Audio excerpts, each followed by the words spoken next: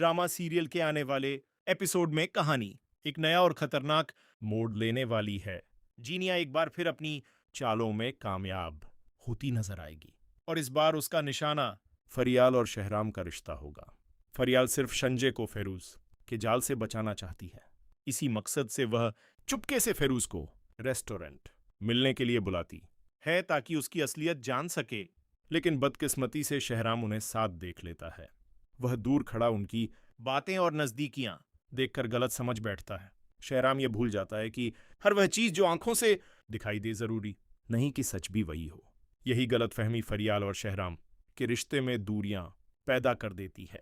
फरियाल चाहकर भी शहराम को पूरी सच्चाई नहीं बता पाती, क्योंकि उसे डर होता है कि अगर संजय को पता चल गया कि कभी फेरूज और फरियाल का रिश्ता होने वाला था तो उसका घर टूट जाएगा। मगर फरियाल की यही खामोशी अब उसके लिए सबसे बड़ी मुसीबत बनने वाली है। शहराम धीरे धीरे फरियाल से दूर होने लगता है और उसके दिल में शक घर कर जाता है। दूसरी तरफ सीरत बेगम की जिंदगी भी तबाहियों का शिकार हो रही है।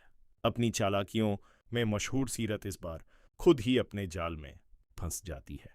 उसने बिना पढ़े कुछ कागजों पर साइन कर दिए थे और अब उसका अंजाम सामने आने वाला था।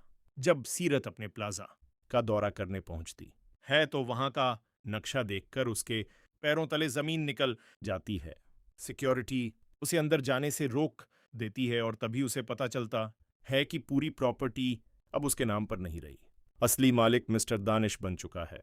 सीरत गुस्से और सदमे में सीधे दानिश के घर पहुंचती है, मगर वहां दानिश का असली चेहरा देखकर उसकी दुनिया हिल जाती है।